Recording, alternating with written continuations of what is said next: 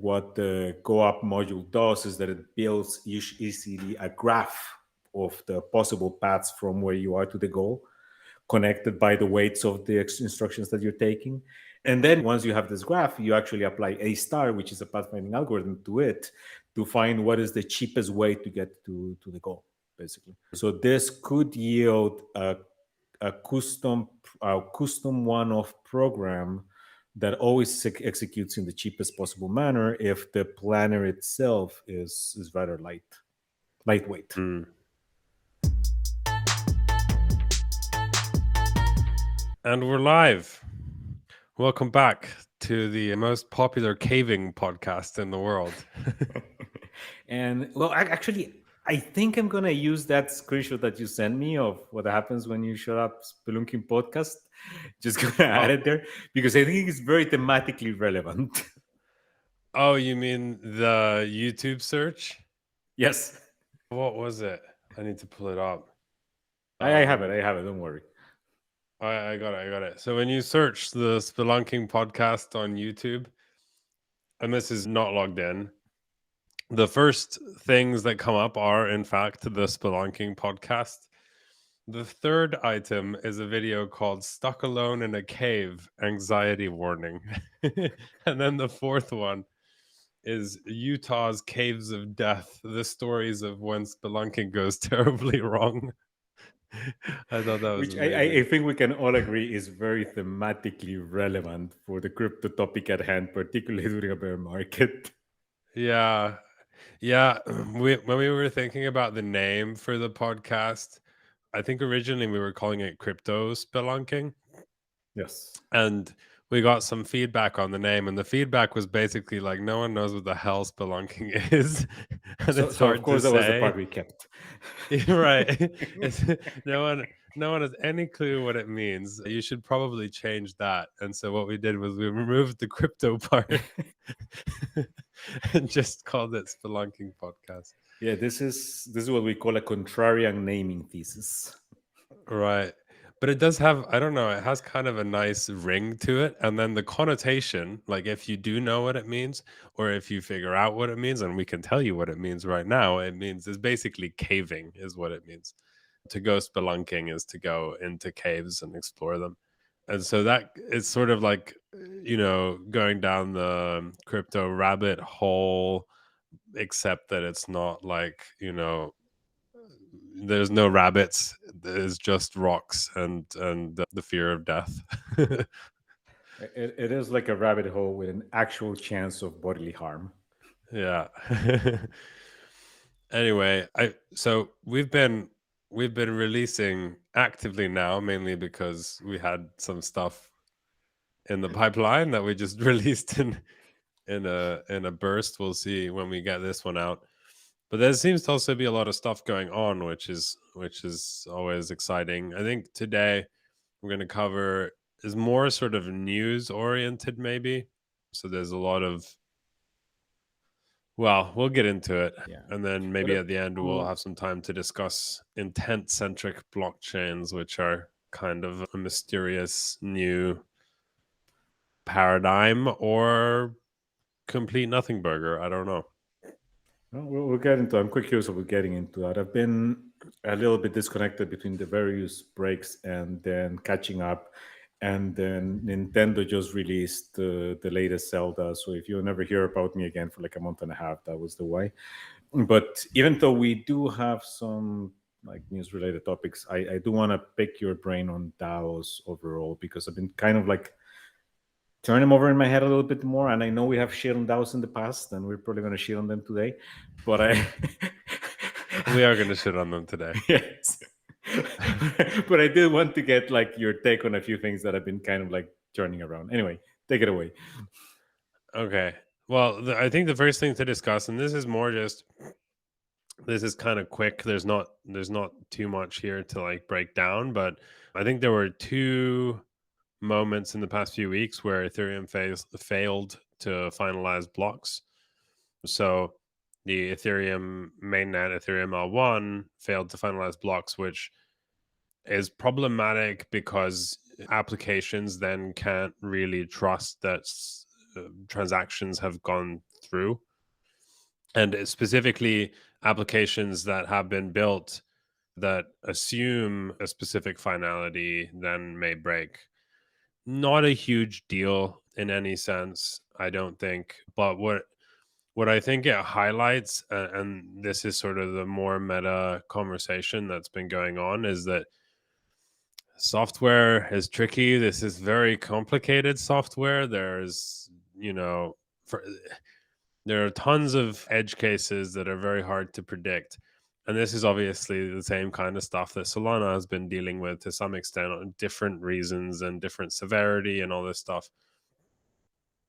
And this isn't a knock on either of those networks, but I think it's more just I would hope that the general sentiment in the crypto landscape, maybe this is just crypto Twitter, would be more like accepting of technical bugs, because like and I guess the group of people I'm looking at most is the sort of various maximalists who have been pointing to every single technical bug anywhere outside of Ethereum and Bitcoin as like, this is why you shouldn't trust, someone else or some other network. And I think that's just like a shitty argument that doesn't, it's like if your argument for why Ethereum or why Bitcoin is 100% uptime, then literally the moment that it's not 100%, and probably it won't be 100% forever unless you never change anything, then that argument goes out the window. So it really can't be built on that, right? Like, and centralized services that are like distributed in practice, like AWS, and that apply all the, like literally the largest amounts of money to keep them going in the world, still have momentary lapses. And we shouldn't expect something to be, utopian level perfect. We should, and we shouldn't demand it of the networks, because that means they won't iterate. Like it's the risk of making changes is too high if the requirement from the users is 100% uptime. I don't know. Do you have any thoughts on that? Well, I think we briefly chatted about this, and what I would really hope comes out of this is, quite frankly, a little bit of perspective and, back to a point, humbleness out of the Ethereum maximalists who have been flinging feces for quite a bit whenever something happens elsewhere. I'm not sure if that's actually going to happen, considering that maximalism is a mental disease, and whenever somebody gets it, they're just going to find ways to justify whatever happens, right? Like, oh, but we still, yes, this was an issue, but we still have fewer issues than the other case, right? Or this was an issue, but we're more decentralized, therefore fixing this is harder, which are the kind of like the justifications I kept saying. I'm kind of really done or tired with the maximalism topic and crowd. I think we've discussed this. I have a dear friend who kind of went down the Bitcoin maxi hole, and I don't think he's come back up yet. I mean the whole Bitcoin whole maxi, like retweeting Michael Saylor, believing in Plan B, stock to flow thing, like right, the whole package. And once somebody goes down that path, it's not gonna be about rational arguments anymore. So I don't think that any Ethereum maximalists, the ones who were calling everything else a centralized failure kind of thing, are going to be able to take this with the right perspective. They're just going to continue acting as if Ethereum is going to be this magically stable, bug-free environment. But man, we'll see. Yeah, and to be clear, I don't think bugs are ever good. It's just that, like, if you're going to be innovating, if you're going to be trying new things, you're not going to have, a nice, clean reference where you can sort of try to ensure that everything goes perfectly. You don't have a long history of operating that specific kind of service, etc. So it's going to happen. Anyway, so I think what we should jump onto next is the Aragon DAO. Yeah, in my notes, in my notes it says Aragon Treasury Shenanigans, and you're much more on top of what's going on there. I haven't been following too much, so my Well, view is colored by the crypto Twitter Illuminati. I haven't followed the latest, and by that I mean like if there was any change in the last week or so since I sent you about this shit show. Okay, how do we summarize this for people? So Aragon is sitting on a lot of money. If I recall correctly, it was something like $200 million. This is just Treasury, right? The Aragon token itself and the market cap is, I believe it was at the same time like 170, something like that. So basically, the argument of some investors, Orca, I think, and the Aragon community is that they have created negative value. So what they should do is just put like, by they I mean whomever is stewarding the Aragon. I think it's a Swiss foundation that's supposed to run it. That's stewarding the Aragon Treasury. So there was a vote insisting that they should put a DAO vote insisting that they should put the treasury on chain and under DAO control. The vote passed, and then the Aragon people went like, "Oh no, that doesn't actually count. They're defining like this is a 51% attack. Like that's what voting actually is supposed to mean. Like right, whomever gets the most votes wins. But hey, so we're disregarding that vote, and we're not gonna put the treasury on chain." Apparently it got I did not realize this because I did not follow Aragon that actively, but about a year ago I think it was Dragonfly Capital had put another vote saying that they should put the treasury on chain, and the vote passed and then nothing happened. So it is like before they had actively ignored it, before they had passively ignored it, now they have actively disregarded. What they said is now that they're going to put it into something like, what was it? Kind of like a committee that's going to do grants based on that money, something like that. But this is basically a case of something that, well, a team for what, whomever is not aware, Aragon's whole thing is building tooling for DAOs.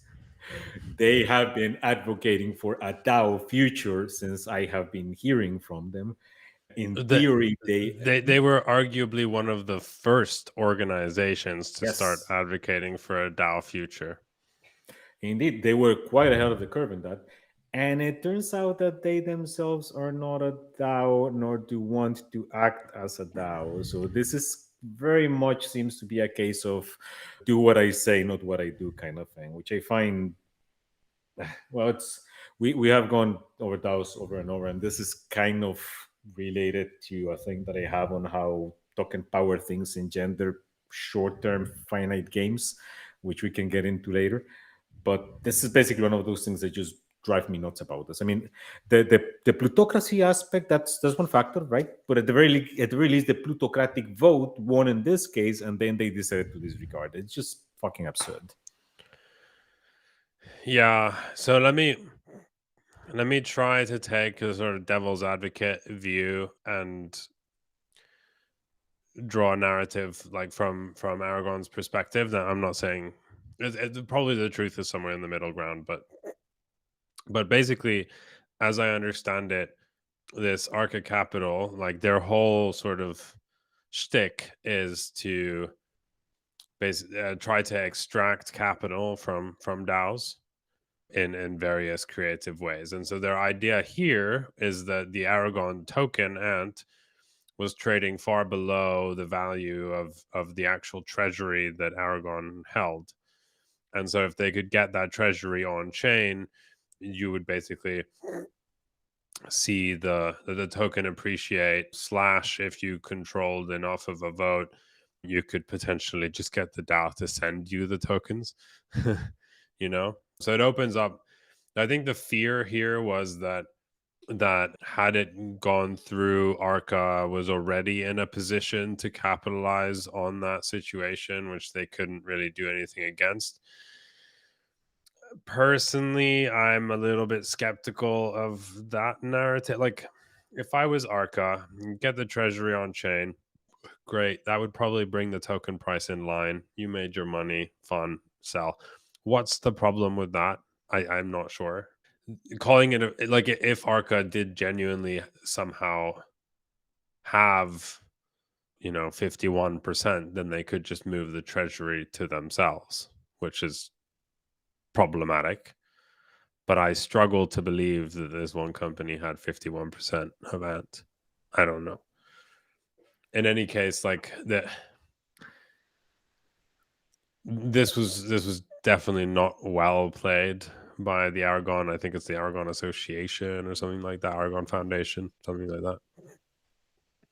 And it just looks really bad. Look, And I know those would, guys. I'm willing. I would give them the benefit of the doubt, but it just does look bad. look, I would buy that argument.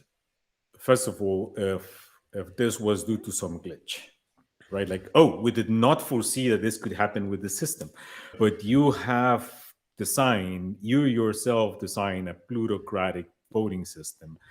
You set it live, and you said that DAOs should be run in this particular way. You need to deal with the consequences of this. You can't just say like, oh, I could never foresee that somebody would get enough votes to pass a proposal. So that's one thing. And the second is the fact that, again, this had already been voted more than a year before under somebody else and then just got disregarded. So for all I know, Orca is Satan themselves, right? And they're trying to drain all treasuries from DAOs. Still, if you said that the tokens control governance, then you need to actually obey what governance tells you, not just decide that you're not going to listen to the things that seem to act against the fact that you're paying yourself a ton of money every month. Have they said that the Aragon Treasury obeys governance? I don't think they have explicitly stated it that way. But again, if you are saying that this is a DAO, then what does the DAO actually control? Is the DAO more like an informal online poll of sorts? It's like a forum, man. Evidently, it's a forum where you need to pay a ton of money to participate. Yeah. Yeah, but I'm sure the DAO probably controls code upgrades and things like that. But seemingly I'm not not the sure. treasury. I'm going to need to check that actually, because I'm actually quite curious now about what the token voting actually enables you to do. I mean, for instance, if it controls code upgrades, then in theory, this 51% attack could also be used to stop the protocol, right? And so I think there's a lot of these older projects, they have off-chain treasuries, and it is a very weird situation for like sort of all the stakeholders. And I'm not sure how to play it really cleanly, but clearly it should be on chain. One thing I will say though is that I think the sort of on-chain voting things is like there's some grant programs and things like that which are kind of mainly on-chain, and they tend to produce very weird outcomes. I'm a big advocate for democracy. I don't really like plutocracy, and in fact these are plutocratic systems by and large. Yet somehow what seems to happen is that the sort of on-chain voting, it's more about like, is the thing you're doing flashy?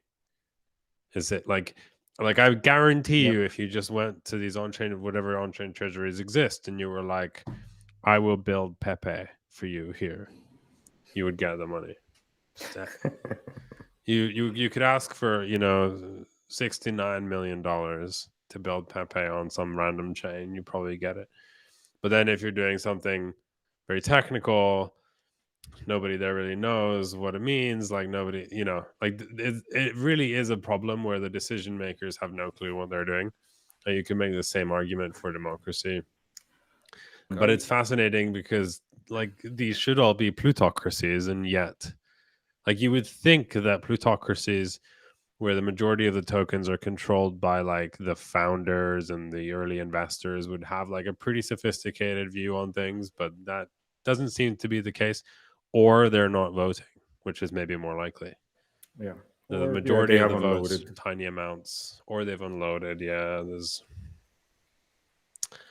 So, like, I don't know. The weirdest thing about these on-chain DAOs, and maybe we can just discuss that in general, is kind of like the future of the whole thing is just in the hands of probably someone who pretty irresponsibly bought way too much of that one thing. You know, like sophisticated investors don't have like massive stakes. They generally get out with something along the way. I mean, some of them do, but it depends on. Okay, that needs to be a little bit more nuanced. First of all, I would guess that in most cases, it's actually by and large controlled by the team, particularly on the pure virginal DAOs without investors. The team is just going to be paying themselves a shit ton of tokens every month. Now, on the investor side of things, it is, I wouldn't say necessarily it's irresponsible. It is perfectly possible that if you're an A16 set, you just own an oversized position compared to other individual investors just because that's the amount of capital that you need to deploy. You might not own 20% of the supply, but you do end up owning a significant chunk of the circulating tokens, because also some of these cases are not immediately circulating, right? So it's not, I wouldn't necessarily say that it's somebody just who took an irresponsibly large position. I do agree, and I think we had discussed this before, that I think that a well-structured company is basically going to kick a DAO's ass every day of the week just because they get to the same shit faster. And I agree as well that the on-chain grant making thing usually doesn't seem to work well, precisely because it needs to be flashy. You know, when I kind of got thrown into Marinate's whole thing, they had already gone with it, like, we're a DAO and everything is token voted thing. So what are you gonna do, right? You got to roll with it. But I basically wanted just unDAO it, you know. If it had been up to me, yeah, I quite frankly would have waved the magic wand. Sorry, anyway, guys. I know we said that this was going to be a DAO, but we're going to be a regular for-profit corporation. Hey, or you establish some guidelines, right? You need to figure something out. What I started, the model that I settled on was basically like on-chain vote was for like key things. Say you need to define a grant committee. So the grant committee gets chosen on-chain and you can vote to replace people. But you're not going to be voting for every freaking grant, because that's going to take forever. For things that are going to be like $25,000, like, why are you doing this, right? If you have to go DAO on grants, I think that's a better solution generally, because it allows you to iterate faster, and because it saves you from the flashy decision factor that you were saying. It's perfectly possible that the visible individual ends up getting the spot as opposed to the person with more knowledge, right? But you're not gonna get the "I'll build Pepe for you" kind of grant going through. So there is that. And the thing is that these are not. I mean, you mentioned that they were democratic since they're not. They're just purely plutocratic. So again, if you built it and you designed it in this way, then it shouldn't be a surprise to you when this kind of thing happens. But it does feel like we're kind of recreating representative democracy. I mean, in this case, representative plutocracy, I guess. But so it's the always, United States way. Yeah. It's always funny to see how these things kind of come full circle. Anyway, maybe this is a good segue, since we're talking about DAOs, the tornado governance attack. Did you look at that? No, I actually didn't. I just kind of like glanced over it, so I'm going to let you take that one.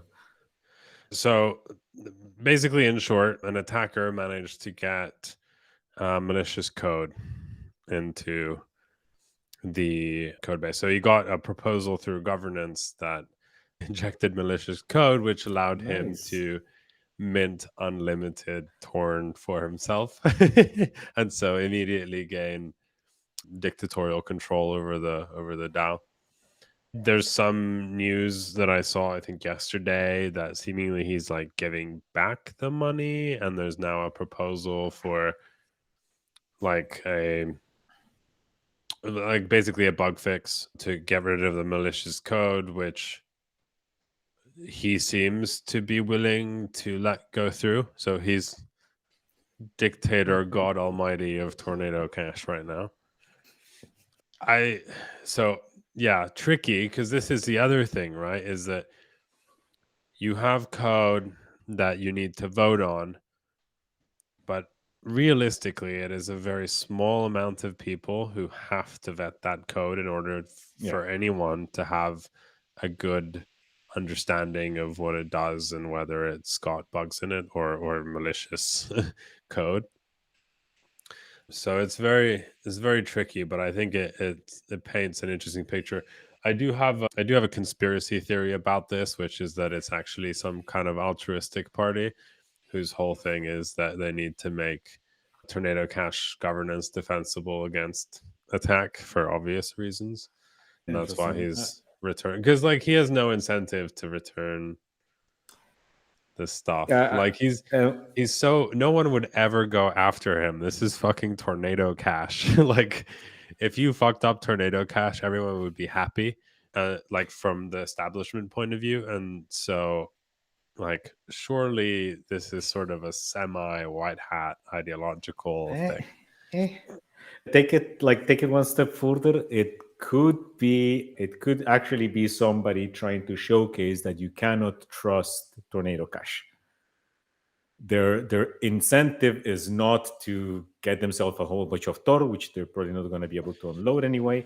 It's just showing that this thing is vulnerable to, among other things, governance attacks. So you actually want to trust your privacy to it, because this was a very obvious. The impact of this malicious code was very obvious. They could have inserted something a lot subtler, right? Yeah, I'm not sure, and I'm not the right person to judge whether it was obvious or not. But you could be right, and to be honest, like Tornado Cash being a DAO is very weird to me. Like just to give Tornado Cash. I don't mean that the code change was obvious. I meant that the impact of the code change was obvious. Like, oh yeah, look, I minted myself a whole bunch of money. That's why you cannot trust this thing. Yeah. But Tornado Cash shouldn't be a DAO. Like originally, Tornado Cash was immutable smart contracts. They could have just kept on releasing a new version of immutable smart contracts. The downside is that if there's a bug, then that's it. You like done. But for something like Tornado Cash, I don't see that as being like really the risk in a sense. Like if you're using Tornado Cash, you really should be expecting that like something might go wrong. You could lose your money, whatever. Like, so I don't think this sort of upgradability is a super important thing for that system. And I think they made the DAO and then the token just because like DAO mania, and also like it'd be nice to make money somehow from this, and whatever. And I think that was a bad idea. It also just paints a target, like you give like everyone a target instead of it just being a smart contract on the Ethereum blockchain. No one can take it down. I mean, they made this a DAO for the same reason that most DAOs exist, because it's an excuse to print your own money.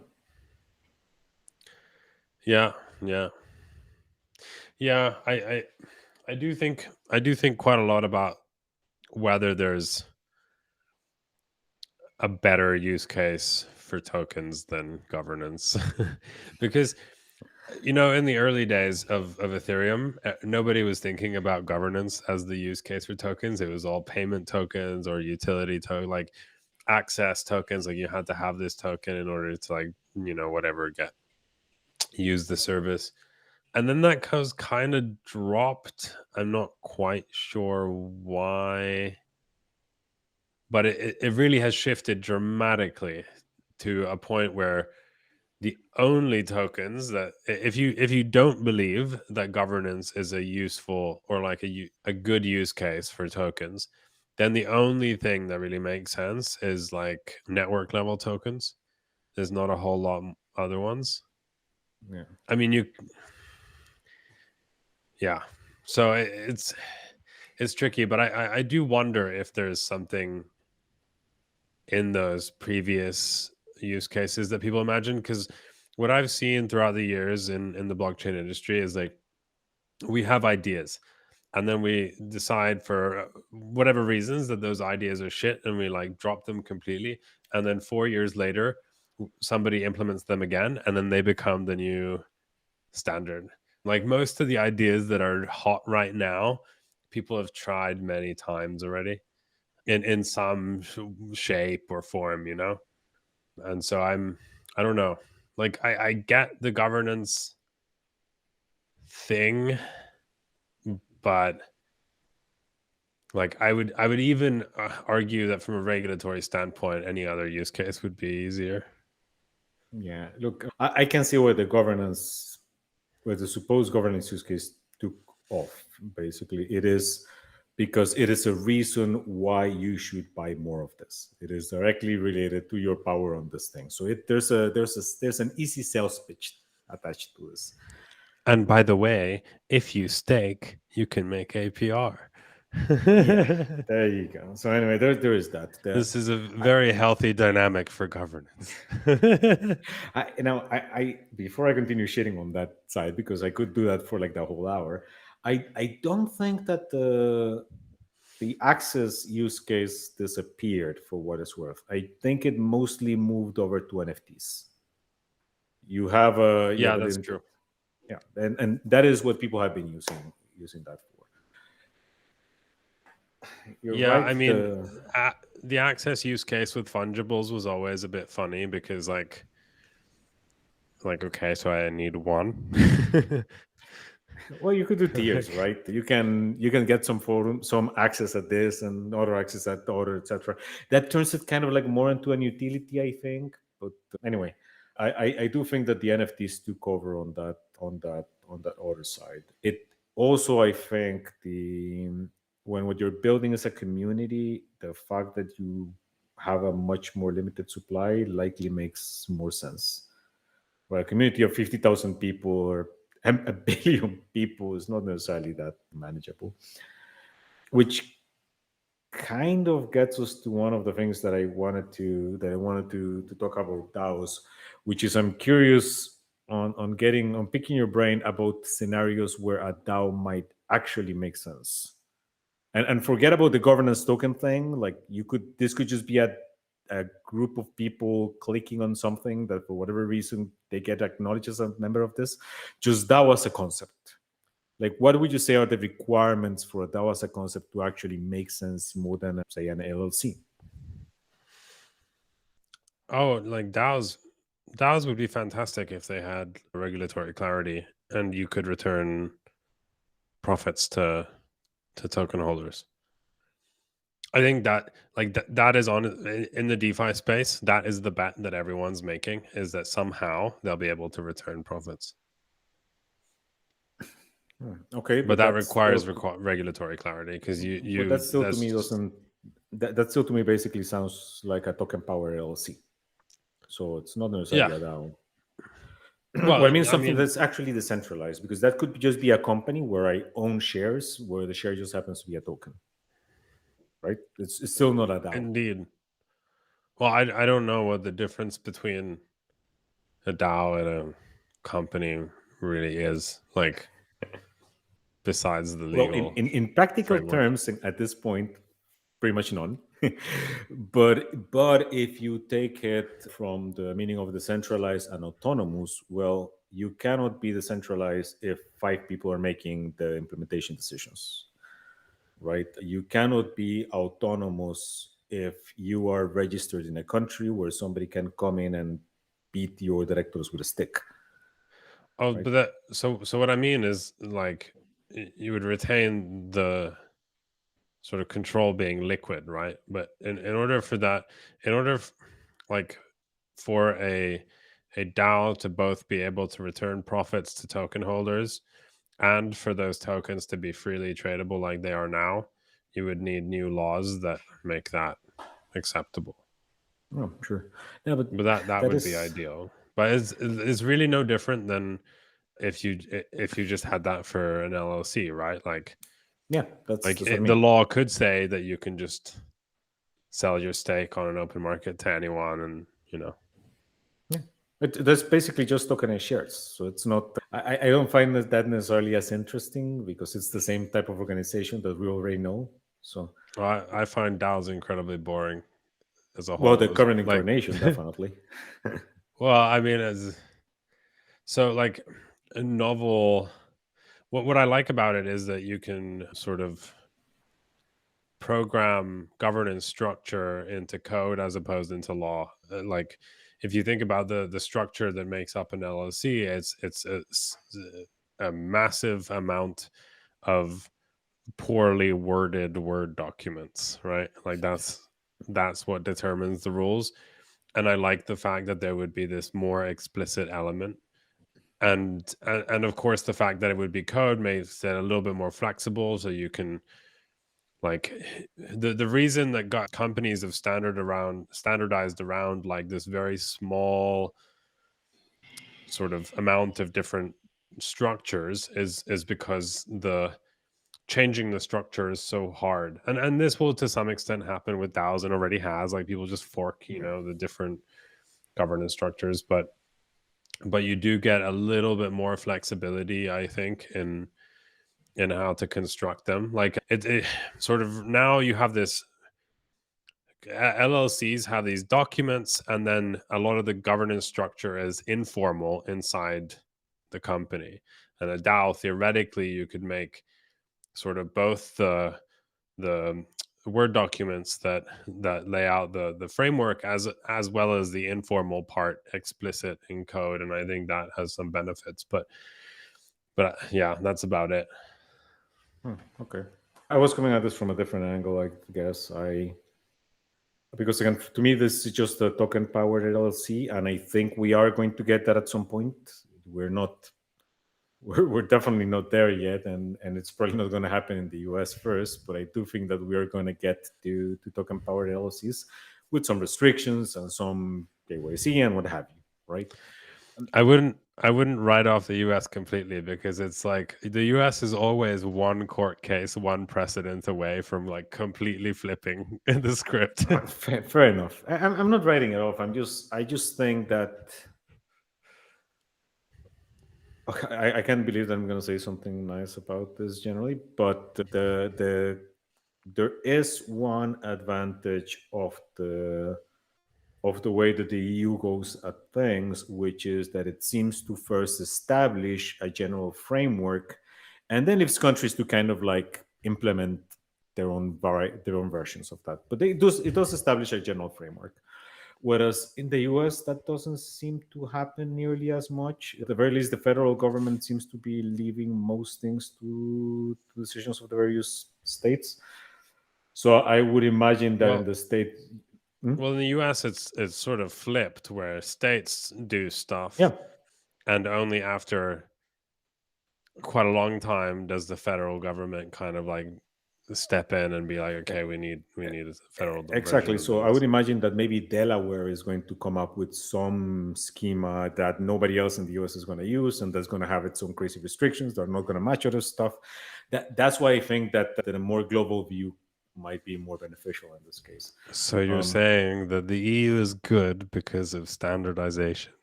I'm saying that on this case, the EU may have an advantage.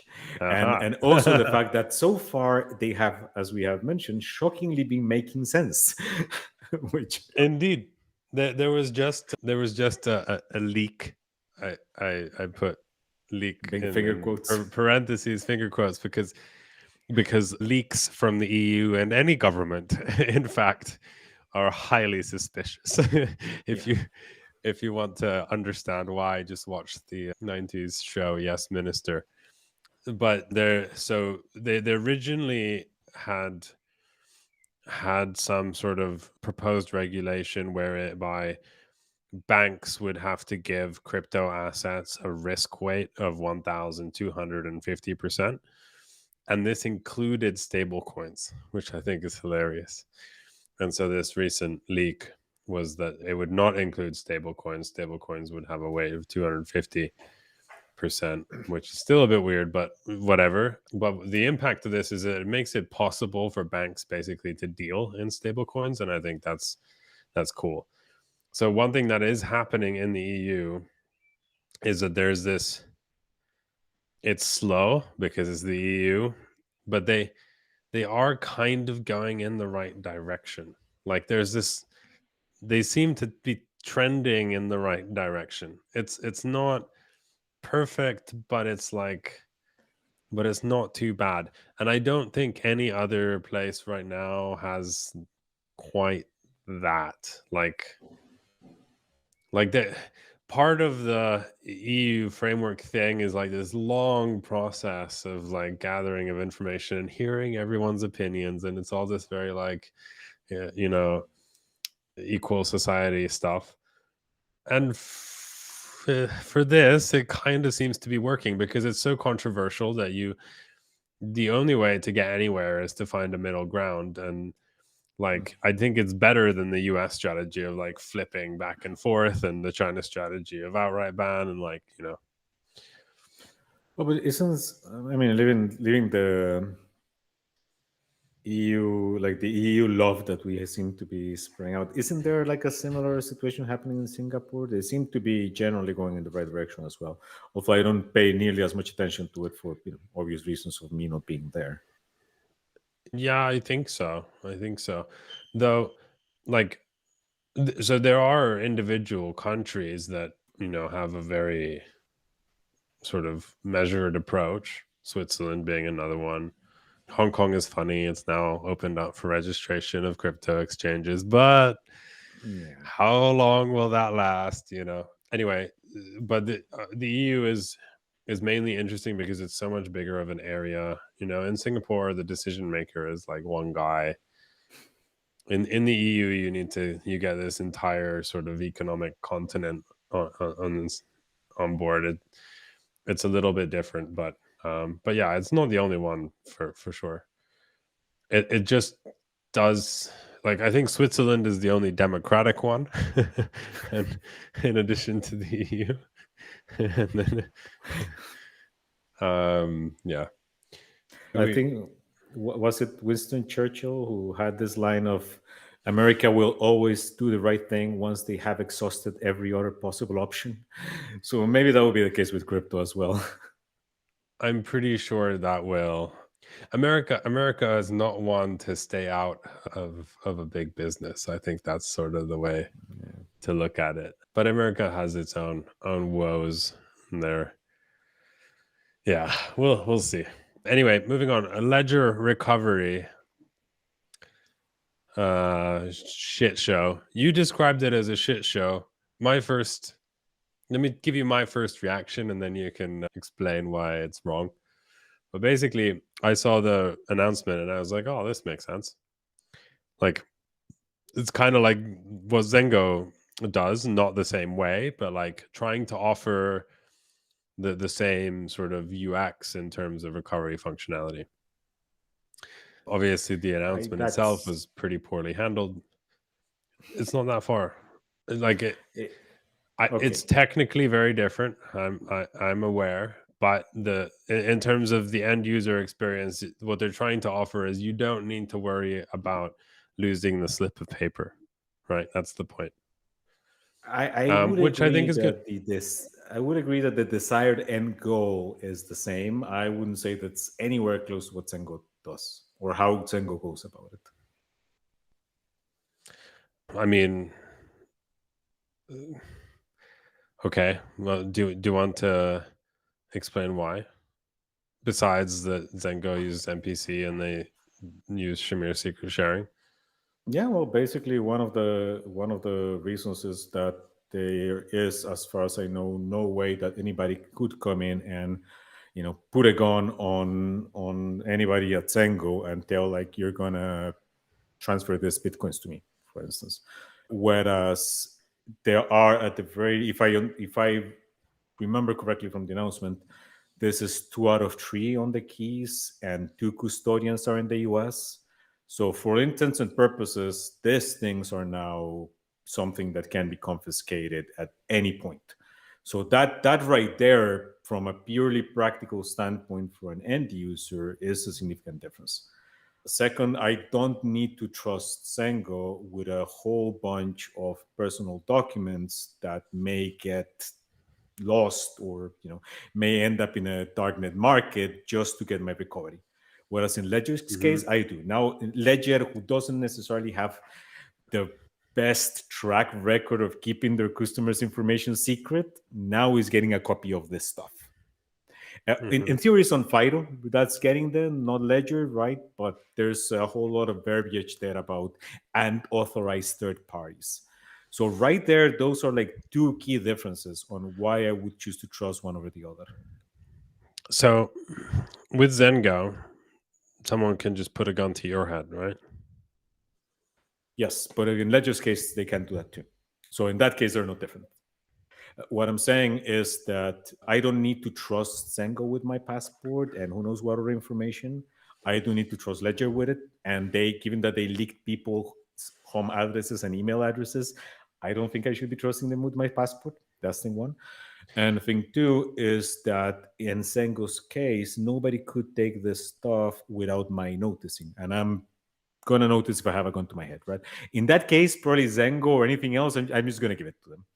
Whereas on the Ledger case, they could just come to these companies and decide to confiscate whatever the hell they want. Yes, this is true. However,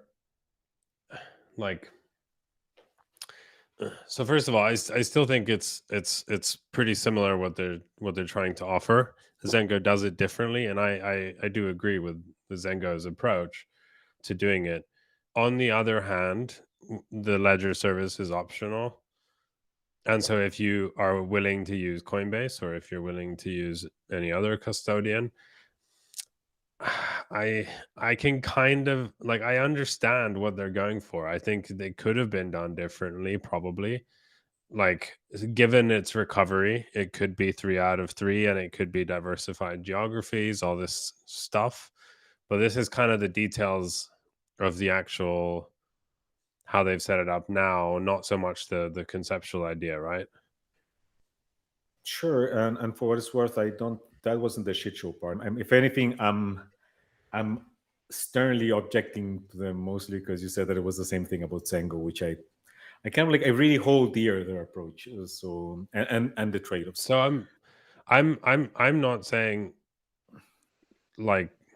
I'm not saying it's the same, and I think their approach, Zengo's approach, is better and very good.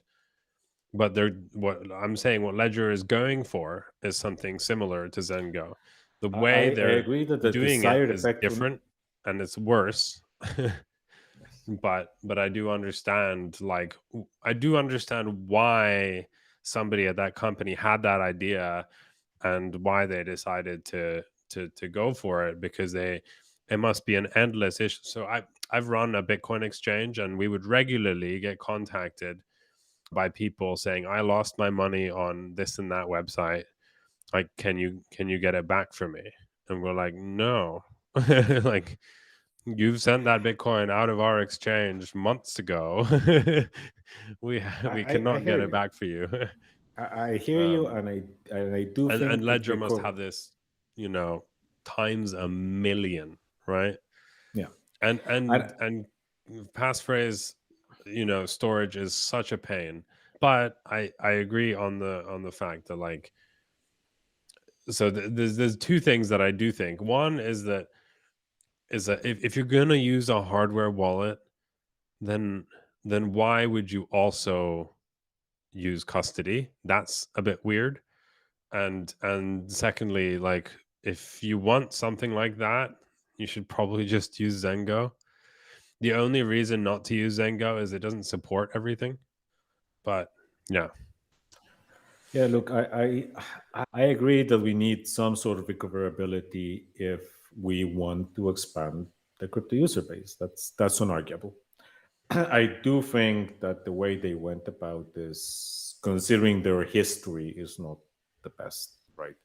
And there was one key thing that people were objecting to, which I agree, which is that up until now, there was no code whatsoever that we know of, again, because Ledger is closed source. There was no code whatsoever on the hardware device itself to send the passphrase anywhere. Now there is.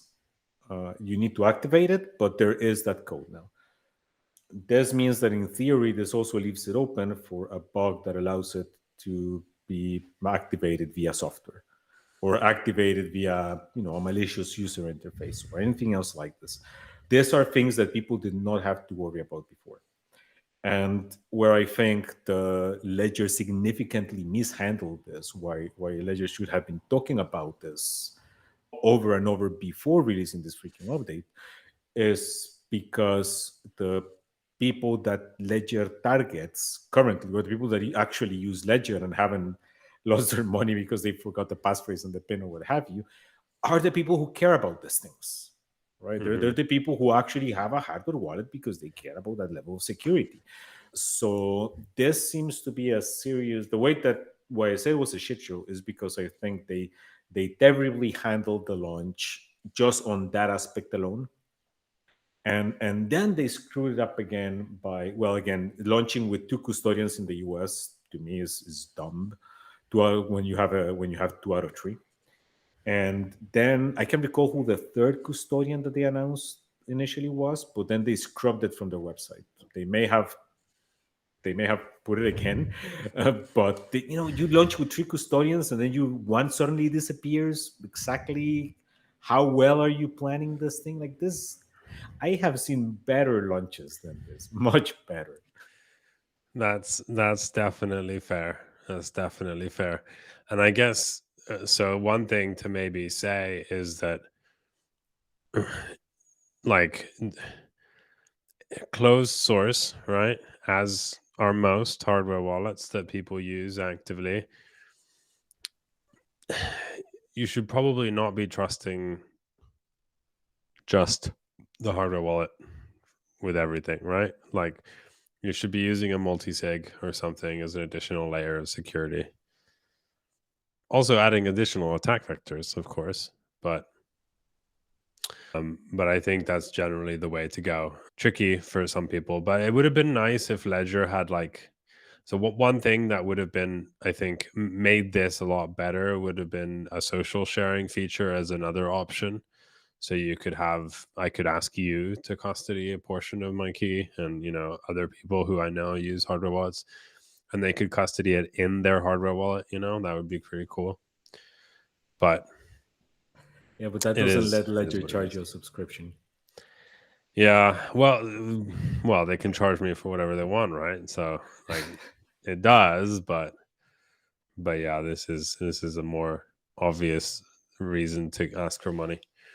Anyway, I agree it was quite poorly handled, but I do think that something needs to be done about recoverability, and I don't want to hate too much on Ledger for trying.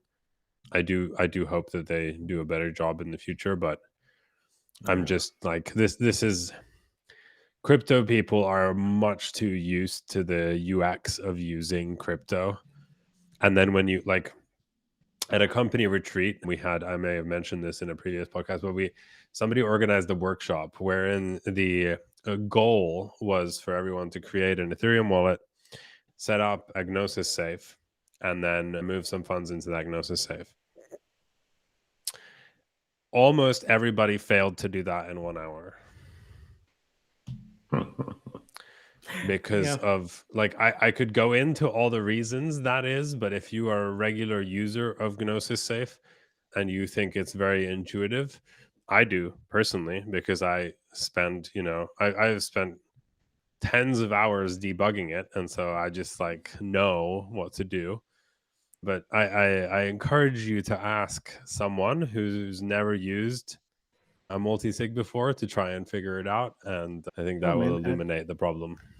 I had set up Gnosis Safe before, I joined you guys briefly at Equilibrium, and I kept running into new issues when we were trying to set up our own, and then we got into issues. I remember like several steps of issues, right? There was the first, is Gnosis actually going to work with this fucking ledger at all?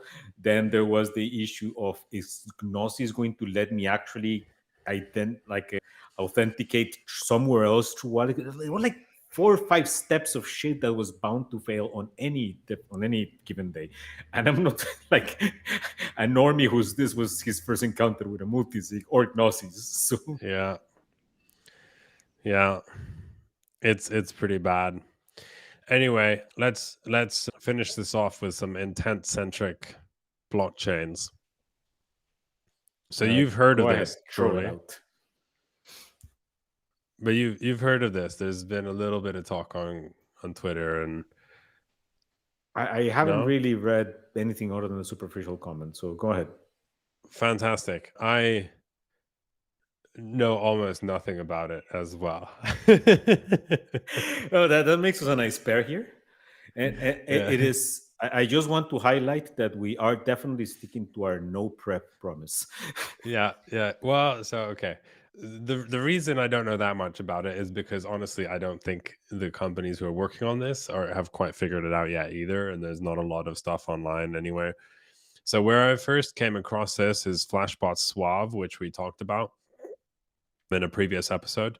And then more recently, Anoma has been getting really into this. So in my mind, Anoma was like a privacy project on maybe like, I don't even know where they were, but like it was like something very different. And now at some point? That's what I thought. Maybe I could be wrong. I don't know.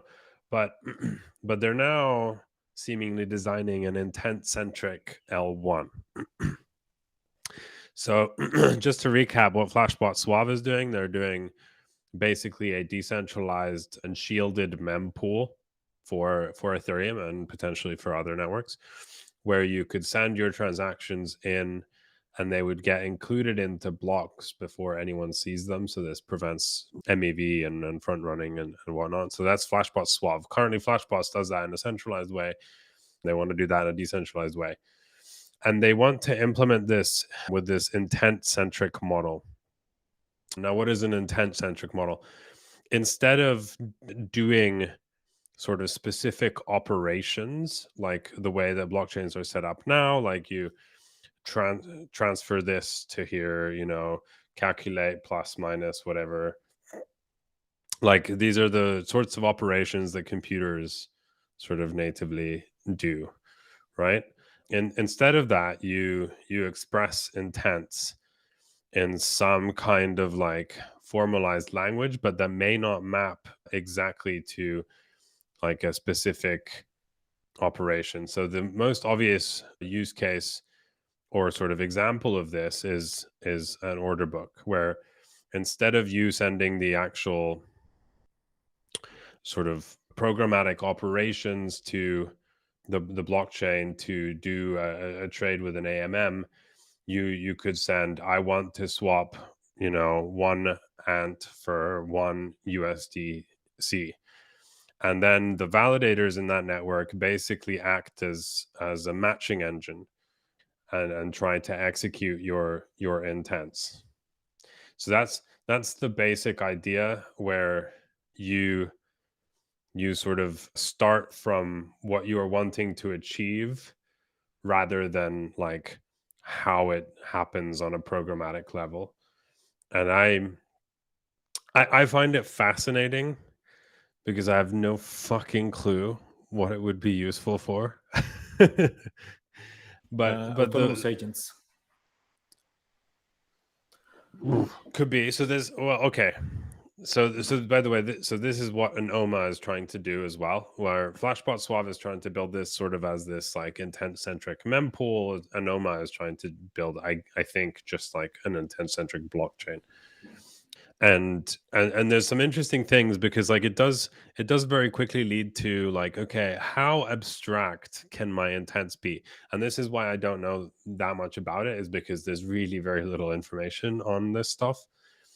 So like an intent could be something that looks very much like a programmatic operation where you're very formally defining exactly the thing that you want to happen, and you could just as well just send in the actual execution, right? But it could be like natural language. So like this is probably not what they were doing, but let's just take this intent-centric thing and sort of extrapolate it. You could have these validators running large language models, and you just type in like, I want to feel dizzy, and then they try to make that happen for you within the constraints of the blockchain. And so I think that's like a very interesting direction from the perspective of the current advances in AI, as you can start to abstract away not just the usage of the blockchain, but also the creation of the applications of the blockchain. You could say, I would like to deploy an app that does X, Y, and Z, and they try to execute that for you. But how that works under the hood, I have no clue.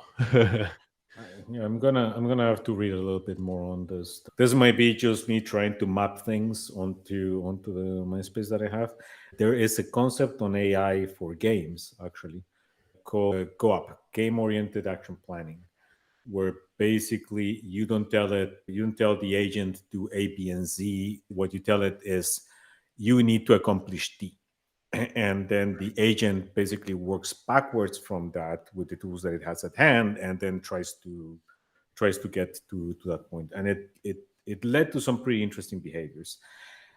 I would need to see if this is something kind of similar to that. It seems a little bit fuzzy as you're describing it. In any case, it doesn't seem like the sort of stuff that would need a layer one, just some sort of new execution engine or planning engine, but would need to read more.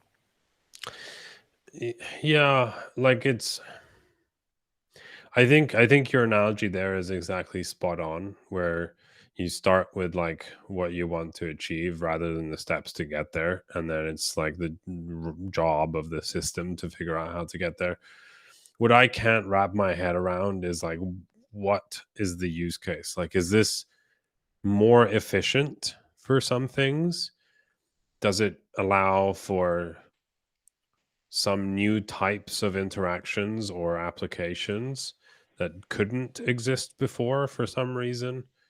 How do you know how much like actual computational spend you'll need in order to achieve something? So like, how hard is it for me to craft an objective that it is impossible for the system to accomplish? And then do you just apply like gas or Solana compute limits style things on it? So then do I need to know how complex my operation is before I ask for it? And like, so the complexity explodes like instantly. But at the same time, that's also why I think it's so cool, because it's sort of like it's almost like a clean slate design space. And I'm really curious to see what Anoma and Flashbot sort of come up with. If it is similar to Go Up to, I don't know, I never had to pronounce this out loud. Anyway, if it is similar to Go Up, Go Up. Anyway, goal-oriented action planning.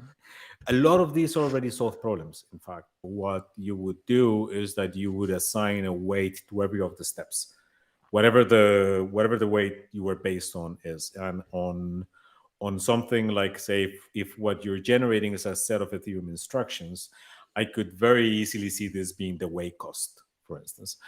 And then what the GoUp module does is that it builds easily a graph of the possible paths from where you are to the goal, connected by the weights of the instructions that you're taking.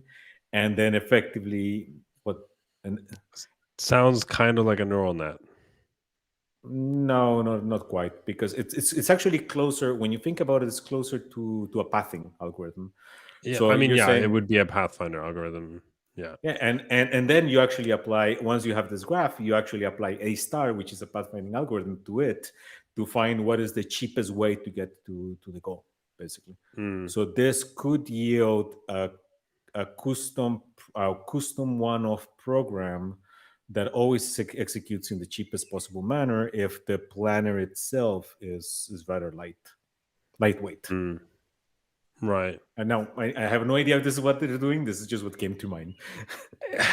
I would suspect that it is. This is just But pure speculation, but I think that's for instance, broadly speaking where they're going. I'd never thought about this until you mentioned it, but I could see this as something that works really well for something that tries to keep a balanced portfolio. If it is not balanced to specific percentages, just balanced to weights in categories, or a liquidator that needs to decide if to keep or sell the assets that is getting as collateral when it liquidates an account. Like, I can see a lot of uses for this in DeFi. Actually, I'm liking the idea now. That's a good point. Portfolio balancing is probably something where it is very intent-centric, and it's sort of more arduous to figure out the exact. I mean, consider beforehand. if you're running a liquidator, chances are that there is collateral that you want to dump right away. There's collateral that you're comfortable keeping between X and Y% of your portfolio, depending on the conditions. And this whole thing would be perfect for a goal-oriented action planner, I think. You would still need oracles, though, because I assume that they're not going to have like automation. But yeah, you're right. Interesting. But you could basically just have, like, you wouldn't need to necessarily read state. You could even just like ping the network in a way where you just are like, you just every day you just send a transaction saying, I want to keep my portfolio between these things, and then if it's not, it does all this stuff. Yeah, like that's kind of interesting. And execute this a series of trades for you or whatever. Yeah. Well, it's a fascinating field, and I think it's like, so just to close off, I think it's going to be not very impactful for blockchain as such for quite a while, but I do think it's probably like one of the more interesting frontier things happening, where it's sort of a slightly different paradigm and we're discovering it. That's always fun. So all the Basta, Anoma, and Flashbots figuring that out. And hopefully they put out more stuff. Like, I would love to read some more technical stuff on how these are going to work. But yeah, I'm gonna have to look it up now. Yeah. Well, I think we should call it there. Thank you, everybody, for listening to the best sporting podcast in the world. And we did manage to sneak in a little bit of an AI topic at the end. Yeah, it's not a real podcast unless you mention AI at least a few times. I mean, it was gaming AI, but still some game dev AI. Yeah. We'll do a whole sort of ZK AI round at some point once there's actually something to talk about. Right now, it's sort of, there's some blog posts about how it would be cool. No, man, that's not how you do it. What we do is that we start talking about ZK and AI when we want to do a fundraise for the podcast. Oh, that's true. Yeah. We just go out and we do a seed round based on our ZK AI episode. Yeah.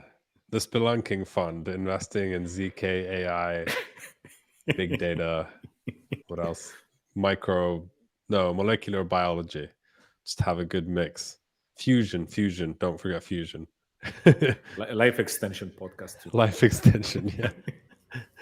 Life extension is always the thing that you invest in if you know a lot of billionaires who are very old. I feel like that's like the easiest thing to fundraise for if you know those kinds of people, because they're always going to be like if it doesn't work, I'm gonna be dead and have no money, so whatever.